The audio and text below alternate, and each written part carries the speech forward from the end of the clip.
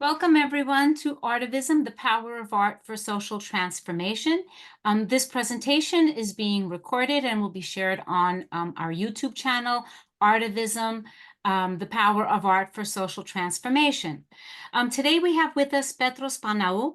He's an author of children's and young adult literature. His first young adult novel, titled Operation Logos, The Cellphone Mystery, Teleia Publications 2022, won the Cyprus National Book Award for Literature addressed to children and adolescents. It was also included in the International White Ravens list as one of the 200 best books in the world, recommended for translation into other languages. The sequel, Operation Antilogos, The Cellphone Mystery 2, came out in January 2024, and the Logos trilogy is expected to be completed in 2025. Petros' first illustrated children's book is expected to be published in 2024, concurrently in China, Greece, and Cyprus, under the title Dora Mouse, Curiosity and the Cat. Petros is a professor of children's literature at the University of Georgia, where he chairs an annual children's literature conference. He has served as an elementary school teacher in Cyprus and has taught children's literature at the University of Nicosia, Illinois State University, Central Michigan University, and Boise State University.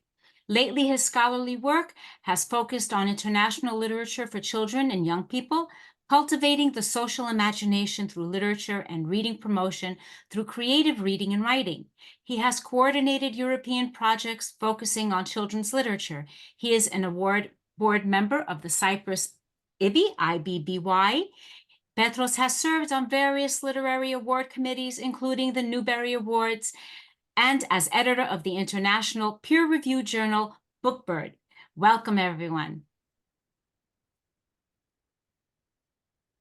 We give it over to you, Professor Panaou. Hi, thank you, Archie, for the nice introduction. Really happy to be here today. Thank you to ARTIVISM and the opportunity to do this webinar with you guys. I follow your work, and I think it's you're doing really innovative and important work. So let me start without any delays. Sharing my screen here. I have a PowerPoint. My presentation is titled The Power of Children's and Young Adult Literature to Engage the Social Imagination. But I'd like to begin with a different word that's not in the title, but it's certainly implied: creativity. And I've been thinking a lot about creativity, exploring what is creativity, where it comes from, how can we enhance creativity, how can we engage ourselves and others in creativity in recent years, and of course I've been learning and adding to the way I conceive it. I mean, I was even telling Argy and Carolina and the rest of the people earlier that I've just come back from the International Children's Book Fair in Bologna, which is the largest book fair in the world about children's books, and it became obvious to me that creativity can be somehow a process of osmosis. When you immerse yourself into a creative environment, this creative buzz that was going on there.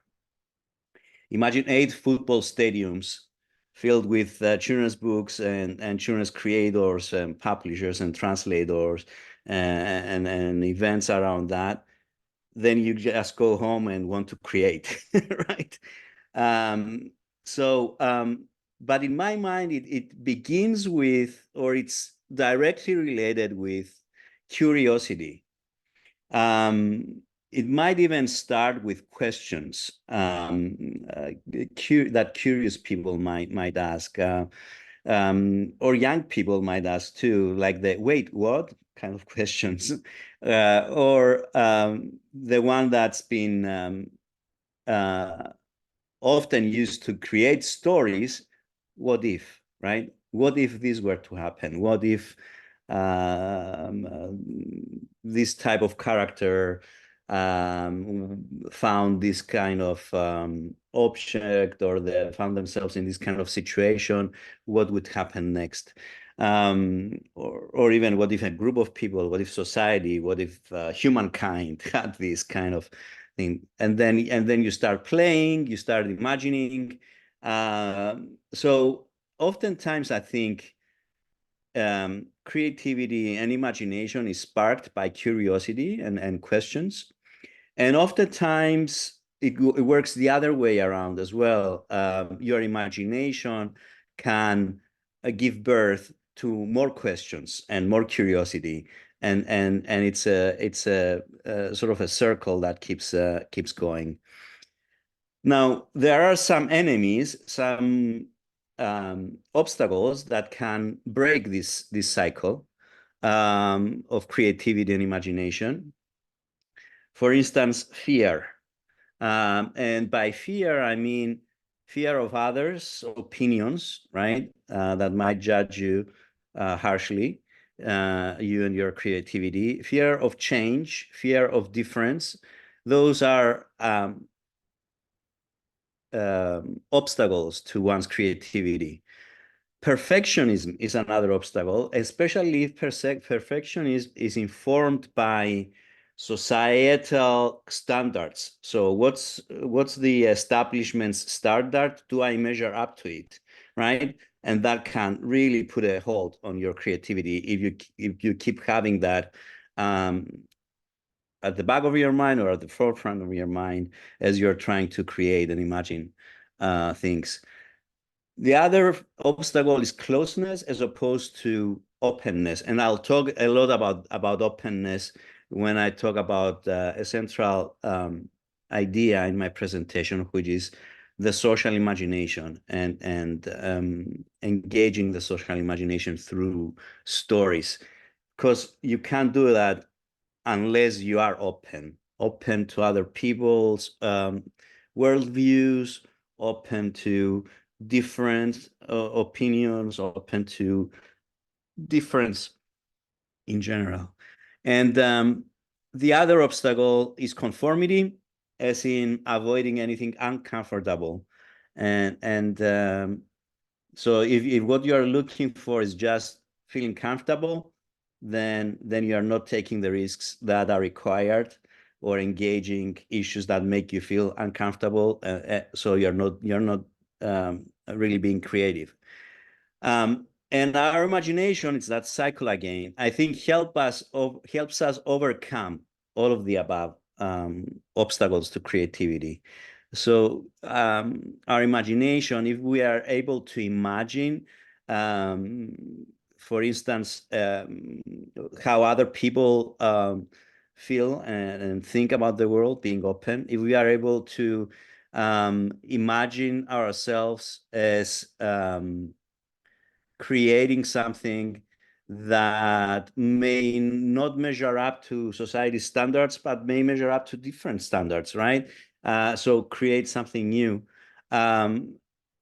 Imagination in general, and no one ever achieved anything if they didn't imagine it first. So it's a huge power, and that's what I like when I go to schools, because like RG said, I'm a published author, and I go on author visits in several schools and libraries and whatnot. So I often ask kids to tell me what kind of powers can reading or stories or books give us. And I'm really happy that they often tell me imagination. They consider imagination to be one of the superpowers that a reader can get. And I definitely agree with that. And especially when it comes to children's books or books for children and youth, I think they are even more open to all the different possibilities that imagination can offer. At the same book festival that I mentioned earlier, the Bologna Book Festival, I met this author illustrator. He's huge in Europe, and several of his books have been published in the US as well. His name is David Kali, and he told me that he started as a cartoonist and animation maker.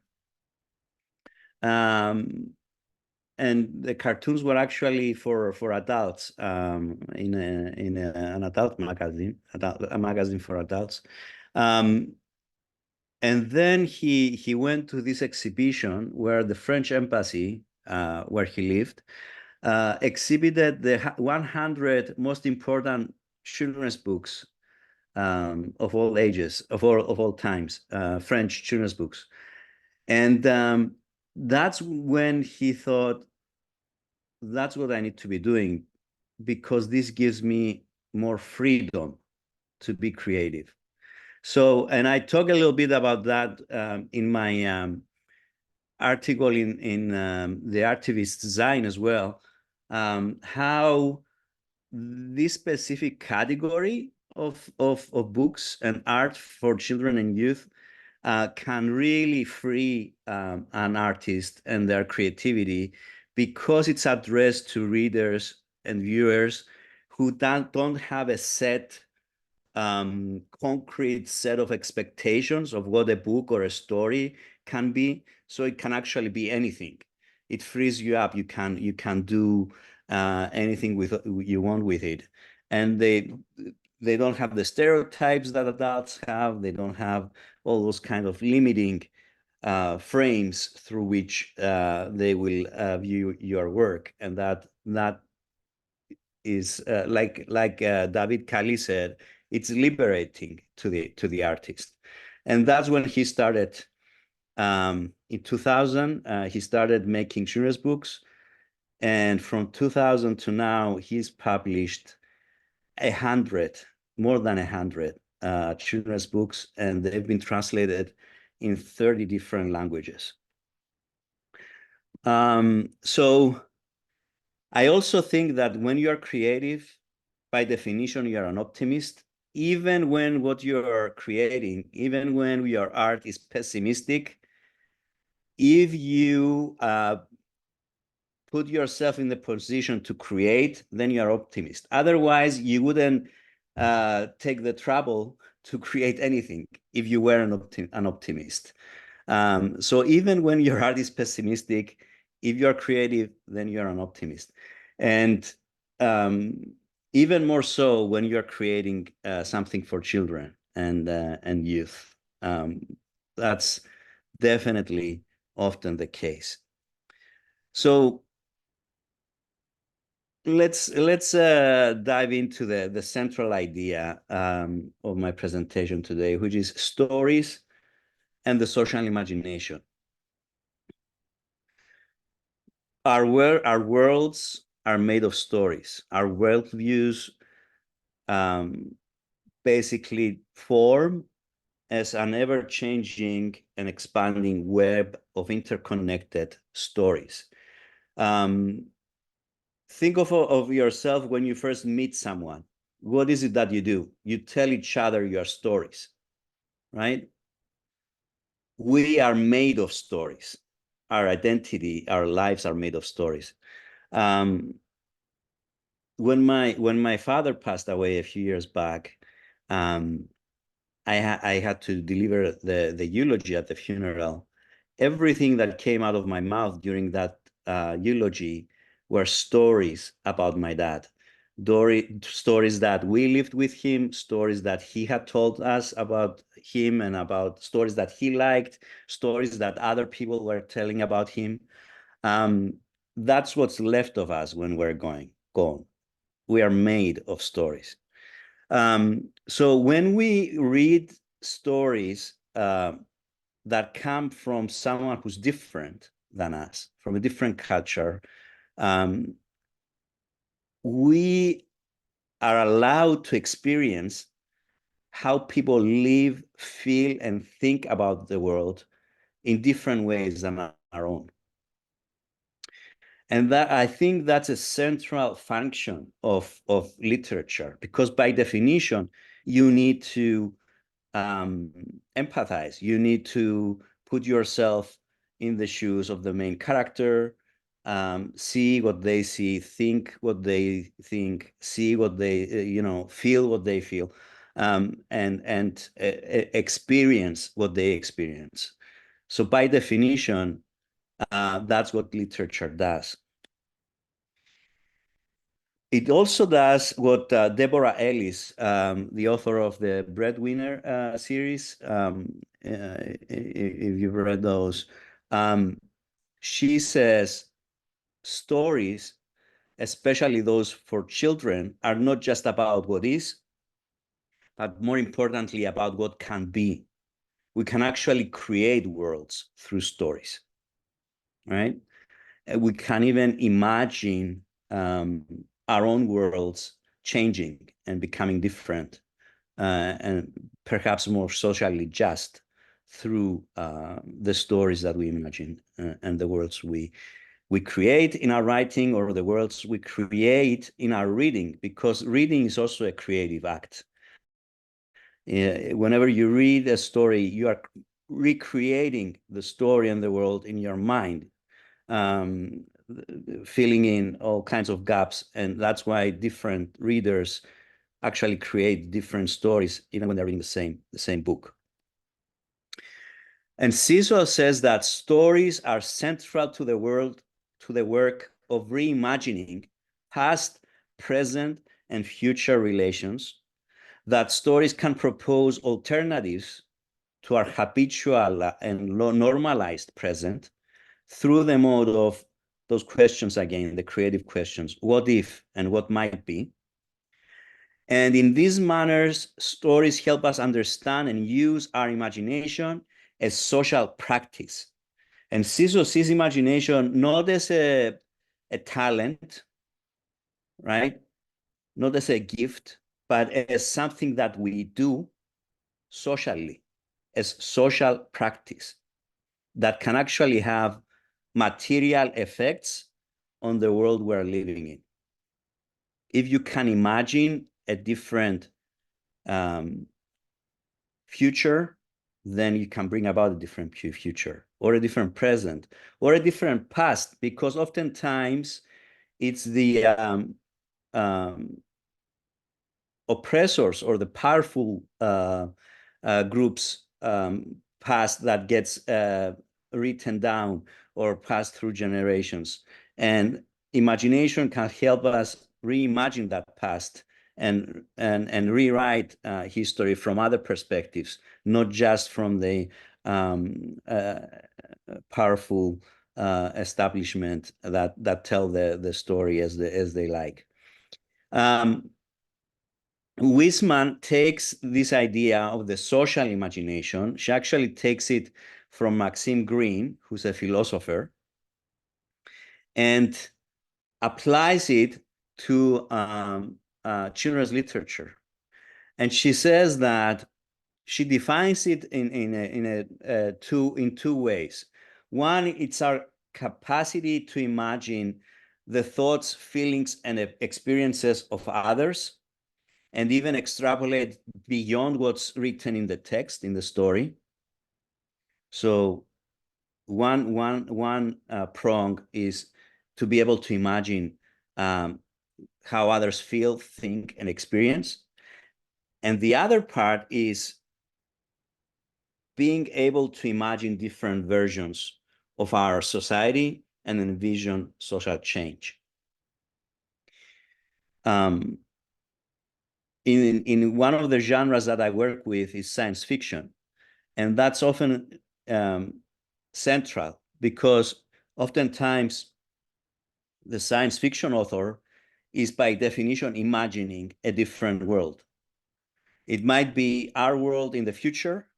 It might be a parallel world that exists alongside ours. It might be a world on another planet, but we are imagining a different kind of world. And that allows the reader to look at their own world critically and compare and see how it could be different.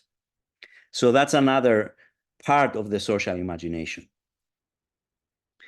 Maxime Green defines social imagination as the capacity to invent versions of what should be and what might be in our deficient society, on the streets where we live, in our schools. And she thinks that art, in general, artivism, right, can actually activate the social imagination and invite us to become wide awake to the troubles and possibilities within our shared world.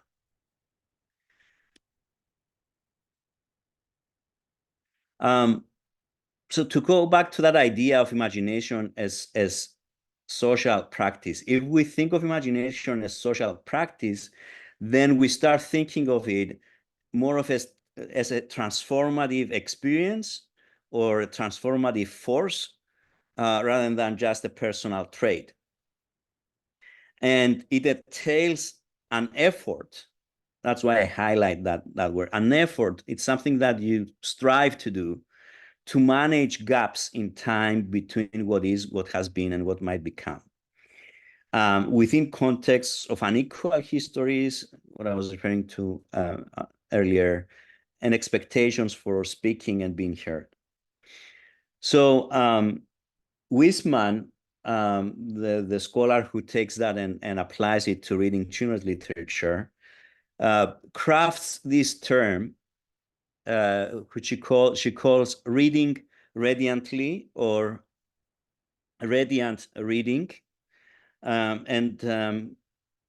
Basically what this is a way to read with engaging, through engaging our social imagination. And I'll explain through her words.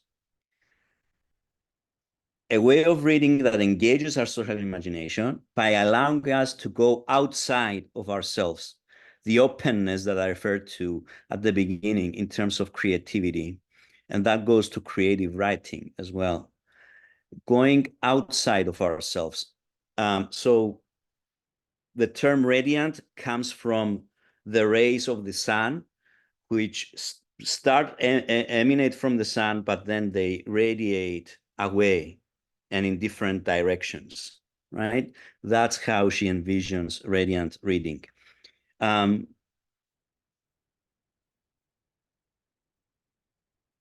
she finds picture books as ideal for this radiant reading because they are aesthetic objects, right? In which both the visual and verbal can interweave and contribute to meaning making. But I think that you can apply radiant reading to any narrative, any stories, and I'll explain. Basically, she asked to do what Maxime Green says about art. Go into it with a heightened awareness, a radiance of mind, a moving disposition we may have when engaging with art. And that's why she asks to be open and aware of the aesthetic features and the poetics of the language, the beauty of color in picture books, the movement of a line, because that actually makes us more wide awake to art and the possibilities of the social imagination. And always starting from a place of openness.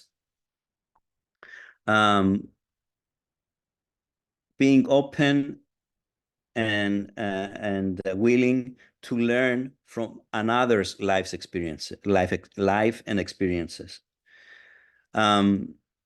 Being open to books that may take us outside of ourselves, outside of our own experiences, our realities, our points of view. Unfortunately, there's a big group of people and readers in the US right now that don't have that openness. They are not willing to go outside of themselves and their points of view. And that's why we get the highest number of book bans and book challenges and censorship that has ever been seen in the history of the US or the history of any other country.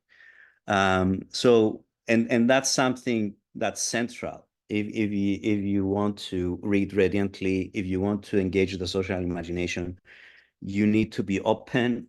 You need to let yourself be inspired, like rays emitting from the sun, to seek out alternative perspectives and not stifle them.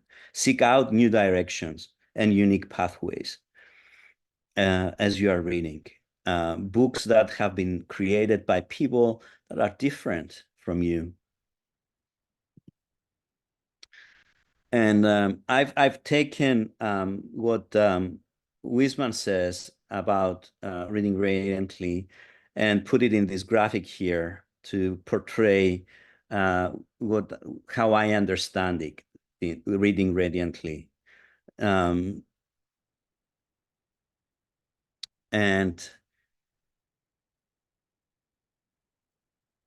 in relation to ARTIVISM,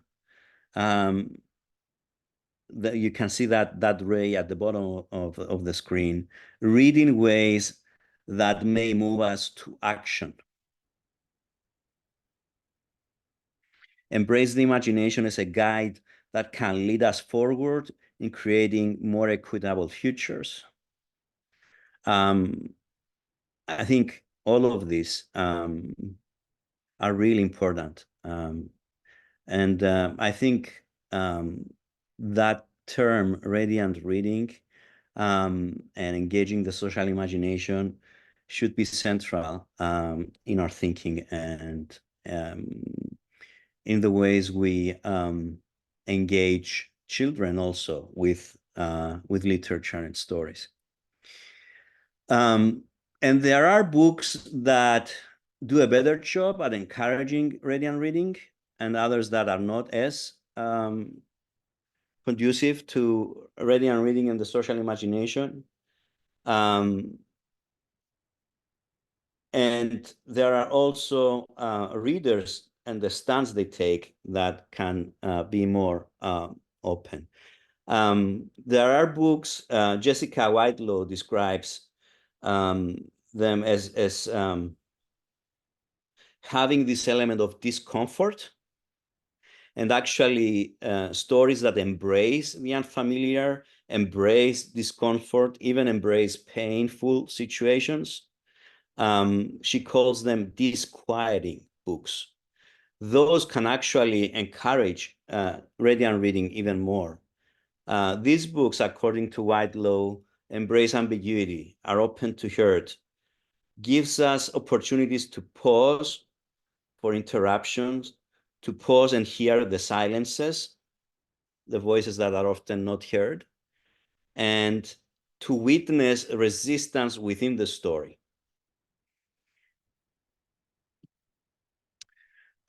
Two children's books that do that I would call disquieting picture books are Two White Rabbits by Jairo Buitrago and Rafael Yokteng, and The Arrival by Sean Tan. And I use these books in my classes, and I can see how they can really engage the social imagination. I like that the ambiguity in both stories. I mean, even and the diverse interpretations that they can evoke. I like how both picture books invite readers to empathize with the characters as they heard and go through traumatic experiences. Both of these books are about immigrant characters. The Two White Rabbits is a dad and his daughter and their journey trying to cross the Mexican border. And The Arrival is this main character that you can see on the cover traveling to a new country, migrating to a new country, and that is an imaginary world. So Shontan creates a country that is not familiar, is not home to any reader. And this is a wordless picture book. But he even creates signs and documents within the images that are in an invented language, a language that does not exist, so that you as the reader completely empathize with the main characters, the immigrant characters' difficulty to communicate, to understand, to function within this new foreign, unwelcoming country that he finds himself in. Even the creatures are different, the animals are different, like the creature you see on the cover. Food is different, architecture is different. It's not like anything that exists anywhere on this earth, because Sean Tan wants you to feel like an immigrant going to a completely different and new place and trying to make means end. And Two White Rabbits, you have two perspectives. In the text, you only have the child's perspective because she's telling the story. But in the images, as you can see on the cover here, you can see Dad's different perspective as well. I mean, if you look at the cover, their gaze is directed to different things. You have this dual perspective, and even sometimes conflicting between text and image. So these books are disquieting. They invite you to hear silences. They invite you to pause and think. They invite you to witness resistance. Even though that last part is not as intense as it could be, or as it is in other picture books. So how do we engage the social imagination through these books in the classroom? First, it has to do with selecting texts that can broaden the imaginative landscape, books like the ones that I've just mentioned. Two is by encouraging our students to attend to aesthetic attributes, nurturing reading as an act of creativity. I'll talk a little bit about that. And creating space for agency and activism. So if you want to nurture reading as an act of creativity, you as the facilitator, as the educator, need to be creative and need to use your imagination, even in designing the activities you're going to do with the readers in your group. It also needs to come from you that we value the aesthetic aspects. We value knowledge created within the affective realm, not just scientific knowledge. And to ask readers to use their imagination and their creativity when they are reading. Even give them time and space for slow looking, deep thinking, and even giving them the language to talk about the aesthetic features that you want them to pay attention to. Wissman, in her study that I am inspired from, she applied Radiant reading in different school settings. And the teachers in her study were encouraged to always ask young readers what really matters to the main character, what surprised them or worried them about the story, and what do they still wonder about, or what questions they still have. I think they could take it a step further and make it more creative and more imaginative, this kind of questioning. And this is what I mean. Instead of asking students and readers, and I've done this with my students, instead of asking them what's more important to the main character, you can ask them, imagine what the protagonists will take with them if they had to leave their home permanently, right? That's a more creative question. That's a question that encourages you to imagine what they would take with them. And in that, think about what's more important for them. Or as we're reading aloud, pause and ask them to speak as if they are the main character's consciousness, if they are having a dilemma, debate about what choice they should make. Or even imagine an interview if they had the main character in front of them. And I do this with The Arrival because it's a wordless picture book. So the main character does not have a voice. So I try to have students give the main character voice by asking him questions they would ask him and imagine how he would respond. And it's really interesting to see how that plays out, especially when I have students with immigrant background and students with not immigrant background doing this same activity. For instance, the ones that don't have the immigrant background, they will often ask questions like, why did you leave your family behind and migrate to this faraway land?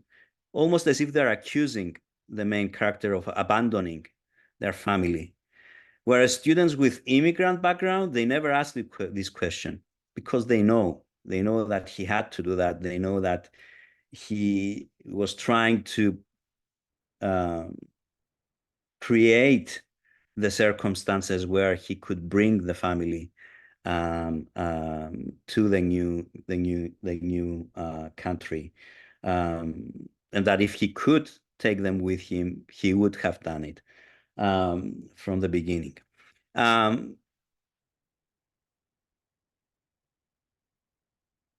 think I'll move to how are we doing in terms of time, RG? How much time do I have? Oh, you could go for another 10 minutes, 15, right, Carolina? Okay. And maybe 10 and then have 5 minutes for question as well. Sounds good. 5 or 10 afterwards Right. is perfect. All right.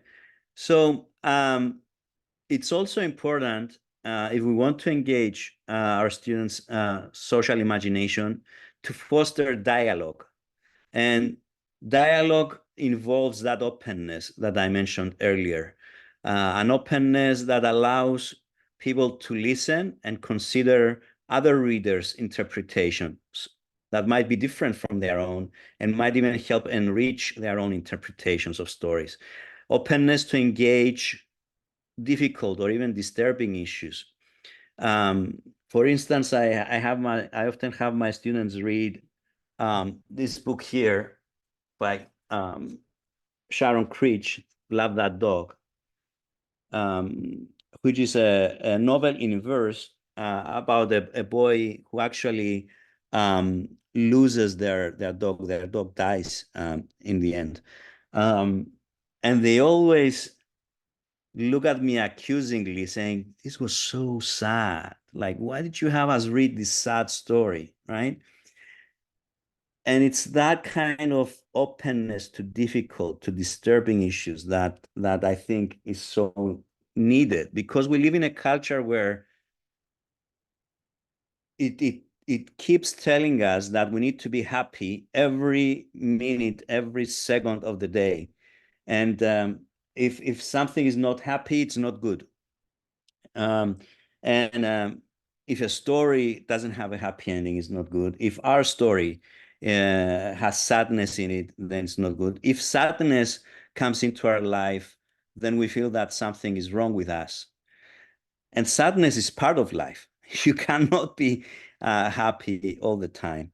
So I think that creates more difficulties and more issues rather than solving them. If all we read is about happy people living happy lives, then we feel like there must be something wrong with me because I'm not happy all the time.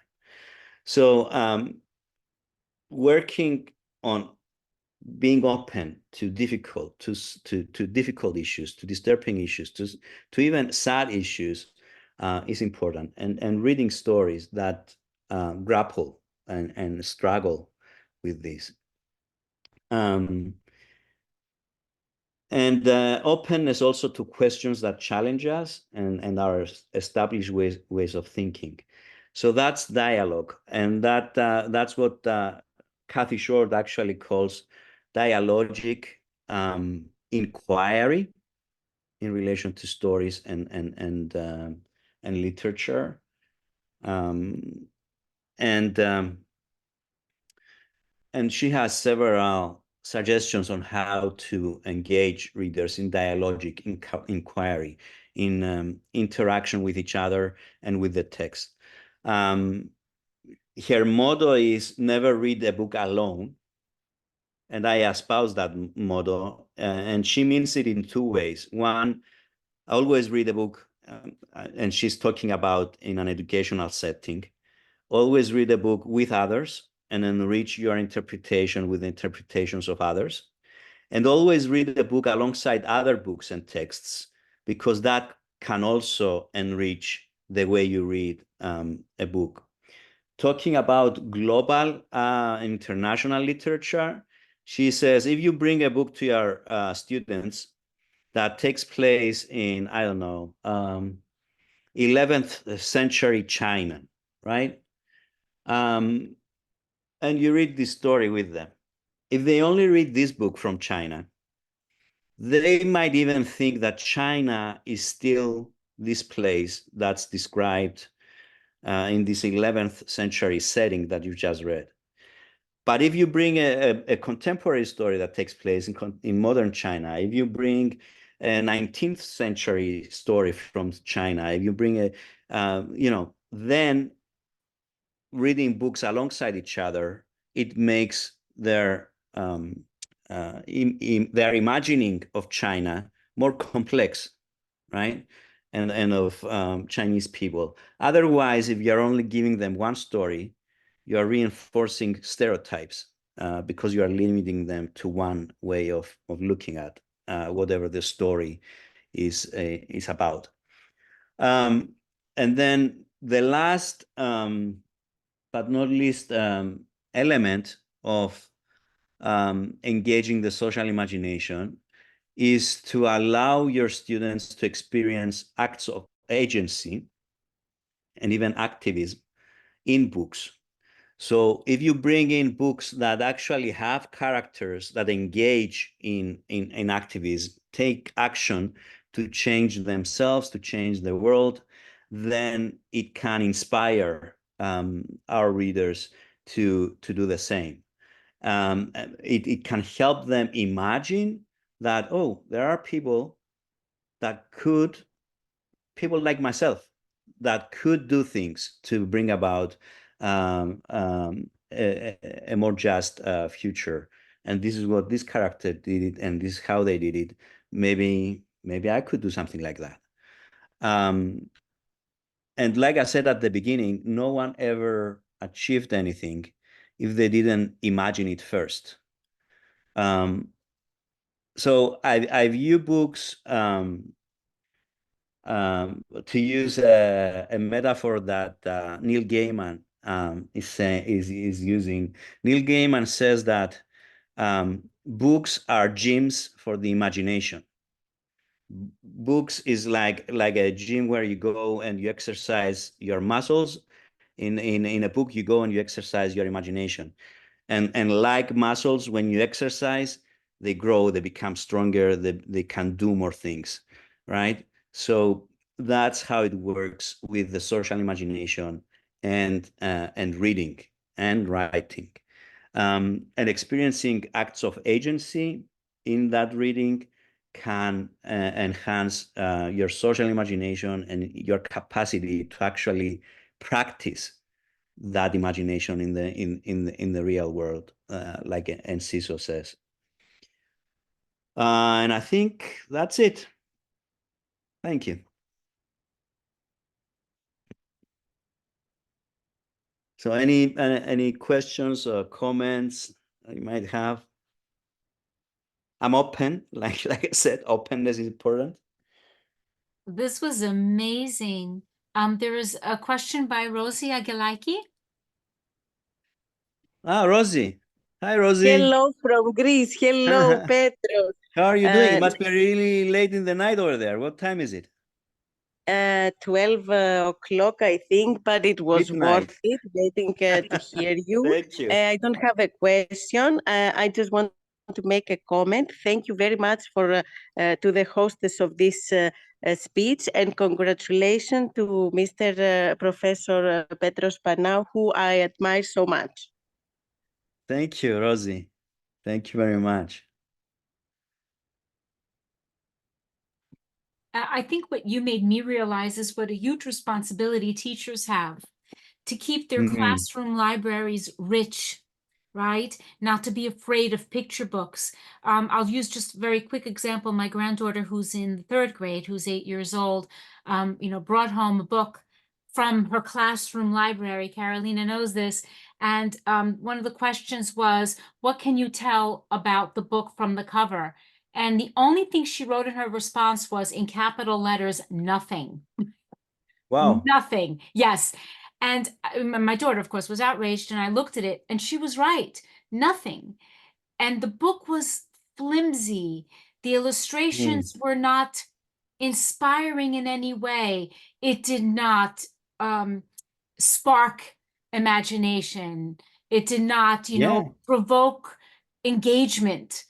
So yeah, the books we choose to bring is a huge element, and like you said, it's very important for a teacher to be aware of what kind of books you bring in, and to really enrich your libraries. The Two White Rabbits book that I mentioned earlier is an example of a book with an open ending. That's another kind of ending, in addition to the sad ending, that is rare in children's books. How that book ends is with a wordless image. There are no words in the end, in the final scene, but you see basically they've picked up two white rabbits as pets along the way. That's where the title of the picture book comes from. And they come, their journey at that point, in the end, they come in front of this huge wall, which is basically the border.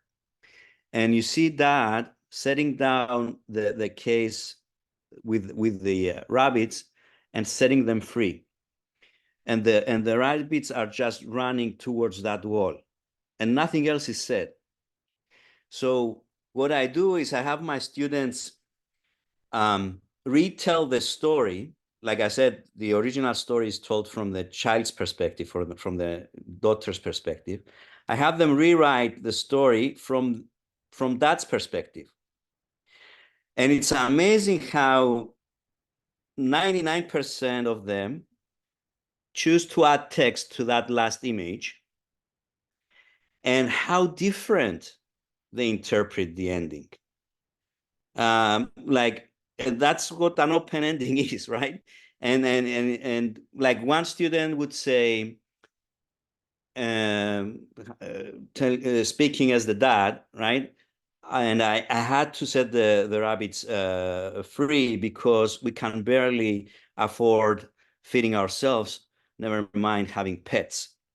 Another student said, more romantically, and I let the rabbits go because I wanted them to be free and to be able to move wherever they want to, like we want to do, right? And another one said, maybe more pessimistically, they couldn't go where they wanted to, the two white rabbits, because there was this huge wall, and I don't know what will happen to them or to us. So you have and interacting and sharing all those different interpretations is what I was talking about earlier, can really enhance your social imagination, because you, including myself, I never thought of all these different interpretations and endings that would go along to the story. But interacting with other readers, never read a book alone, opened up the possibilities of these different points of views that people could have. So selecting a book like that to bring in your classroom, right, can make the difference. Vicky Rosenthal says, amazing, you have opened my world to start writing. You've broken down barriers I've had. Thank you. I'm so happy. Yeah. And I think you're so correct in saying that we are afraid of not having a happy ending. I read an article many years ago about American television series and American movies that are remade based on European and foreign films and foreign television series, where here in the United States, they change the ending so it's resolved and Yes. maybe not as tragic. And when you watch them both, you see it's like, we're afraid to, to confront our fear, right? To have our Yeah. children experience really loss, to see it. And then when they do, of course, because they haven't read about it, they haven't experienced it or been open to experiencing it. And It's if you read a story that has a happy ending, or if you watch a movie that has a happy ending, it leaves you with this, which is nice. We need that as well, but it leaves you with this feeling of everything is how it should be. The world is perfect, and we don't need to do anything to change it, right? But if you read a book with a sad ending, it leaves you with this bitter feeling of, no, it shouldn't be like that. I need to change it, right? So it sort of provokes you to keep thinking about it and keep doing things to actually change how things are. So happy endings basically promote conformity, right? Because it makes you feel happy about, okay, it's perfect. This is how it should be, right? And I'm not saying that we don't need to get that comfort out of stories as well, right? But we also need the other kind of story that will keep you thinking and imagining things long after you ended, you stopped reading it or watching it. Yeah. there has to be balance. And of course, even when a story is sad, in children's books, it's always optimistic. There's always a window of hope, even in the saddest stories that we tell our children, because by definition, I mean, they are the future, and we want to imagine a better future for them, and we want them to imagine a better future. So even within sadness, there's always hope and optimism in children's books. Any other questions or comments?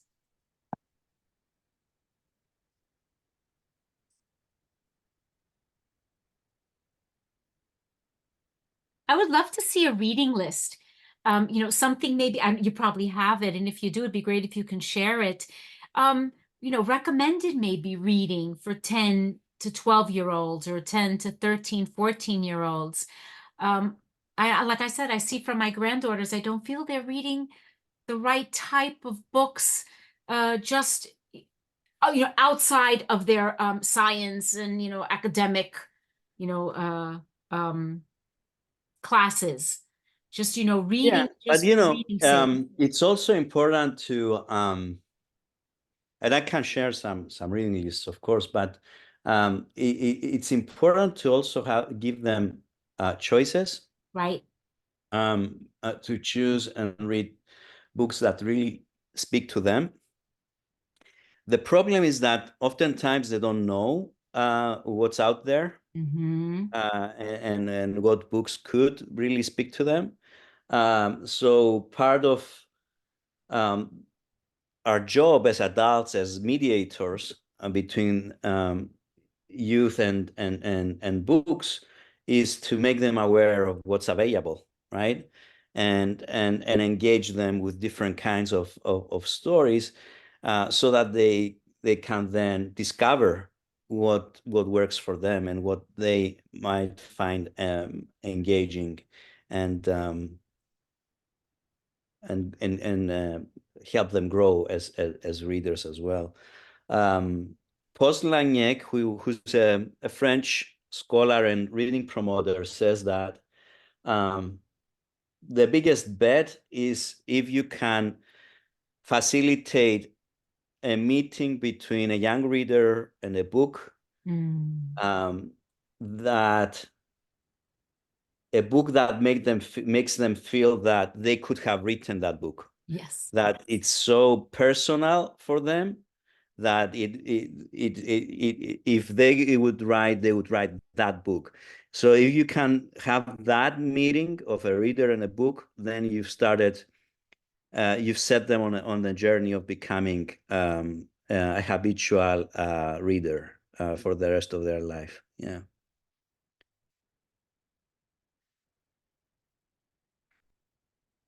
Carolina?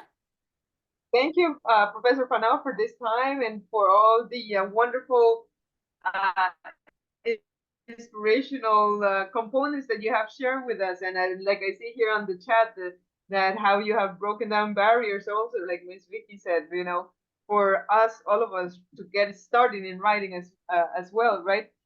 A question that I have might be, what would you say, or what would you advise for those of us that might be in how would you say it, like say a little controversial context, right, where maybe the books that you might want to bring into your population might not be accepted per se, be it from the administration perspective, or maybe from other students' perspective, or from the parents' perspective, right? Because there are various topics, and like you were saying along the line, that might ignite questions that perhaps, you know, are going to be sensitive religiously, culturally, and in many other aspects of that young adult's life, right? And that's going to maybe create a little tension with their, say, like, you know, like the authorities, right? Like the parents or the teachers. What would you suggest about that? Okay, so that, yeah, this is a huge issue, very central in our discussions in the United States, and even in Europe. Like I said at the beginning, I was at the Bologna Book Fair, and I was at a meeting with representatives from 20 different European countries, and they want to run a conference next year in Bologna at the same time with the book fair.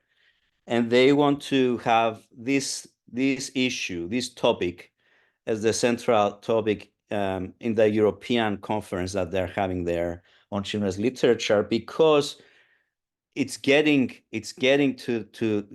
there as well. Not as bad as we have it here in the U.S., but there have been indications that, especially with the growth of right-wing parties in all across Europe, some of them even taking over the power in some countries, and that's their approach to literature, to censor or ban anything that doesn't agree with their ideology. But to come back to the U.S., one is the issue comes with, we've given parents too much power in this country, and we need to sort of renegotiate the parents' role in this whole thing, right? Here in Georgia, last semester, a teacher was fired for reading one picture book in their classroom that one parent had an issue with. That's absurd to me, right? Catherine Patterson, who's an acclaimed author, American author, she's won the Newbery, she's won international awards. She says this. She says, I can understand if you don't want your child to read a specific book, but why is it that you don't want any child to read that book, right? So, and in my opinion, it shouldn't even be the case that a parent can prohibit their child not to read a book. That's not freedom of speech and expression. Every child has the right to read any book they want to. But let's say that we accept that a parent can decide that they don't want their kid to read a book. Okay, give them that option. That's one way to avoid book challenges, in the sense that have a meeting with parents, send a letter at home. These are the books we're going to be reading in my classroom, right? This is why we're reading them. This is why I think they are valuable, important books to read. This is how we're going to read and interact around these books. If you still have an issue with your child reading this book, let me know, and we can make an exception, have them read something else or do something else, right? It's a compromise. Even that for me is a compromise. Or run it through your administration. A couple of years back, I had the author of the #1 most banned book come to my conference and speak. Alex Gino, who wrote George. Now it has been renamed. The book is called Melissa, right? And it's about a transgender main character, and it's the #1 banned book in the US. And what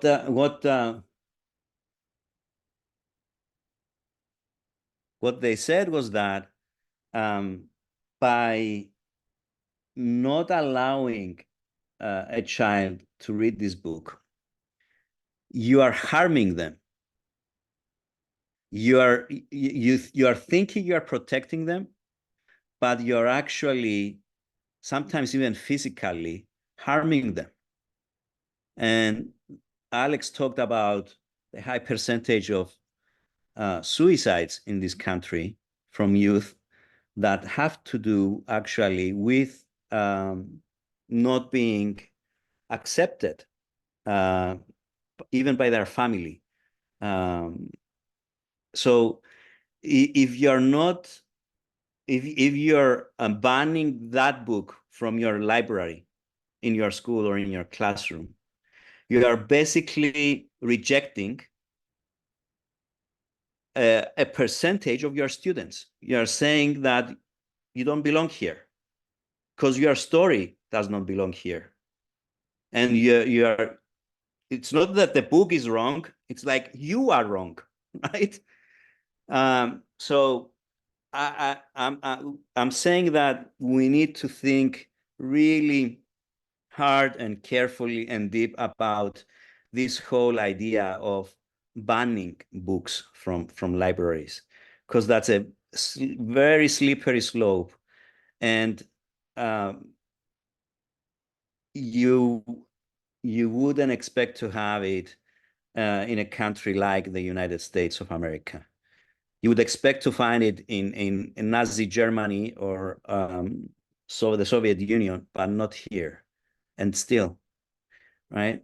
But the other thing that Alex suggested, and that's also what the American Library Association, if you look at their website, you know, the American Library Association, they have a banned books week, right?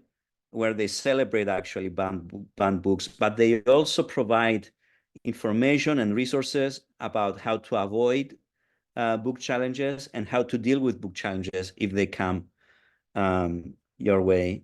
So one thing that they say, and Alex Gino also said, is that if you're an educator in a school where you think there's a high probability of a book being challenged, the first thing you need to do is to educate yourself about the policies and the processes that are in place. Know what is the schools, the school districts, the administrations, like you mentioned, policy and processes about these things, and prepare yourself, even proactively, right? But definitely not give in to this kind of oppression of freedom of speech, but also protect yourself and your livelihood, right? Like I said, this teacher got fired because she read a picture book in class, you know? So the first thing is actually know what's the legislation, what's the policy, and how do I navigate this this scenery. But check out the ALA website on banned books, and they have really useful information on there as well. They will also provide a report every year with statistics.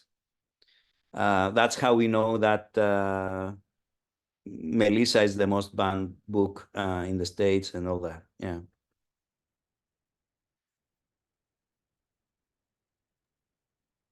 Thank you. Thank you. You're welcome. Before we go to the closing of the event, any other pending questions, comments from the audience? Okay.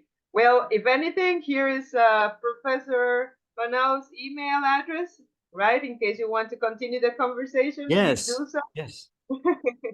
And now, here we have the tradition at ARTIVISM of closing our events with a key takeaway for you. The question is, what would you like the audience today, after having the honor of spending this time together with your presentation, to walk away with as a key takeaway for action?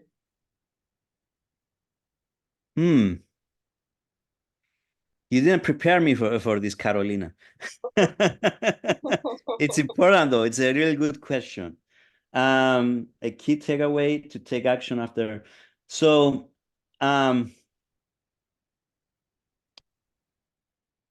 look for books that actually offer themselves to be read radiantly, with all the different characteristics that I mentioned earlier, including characters who take action themselves. So look for these books, find one, and share it with a child.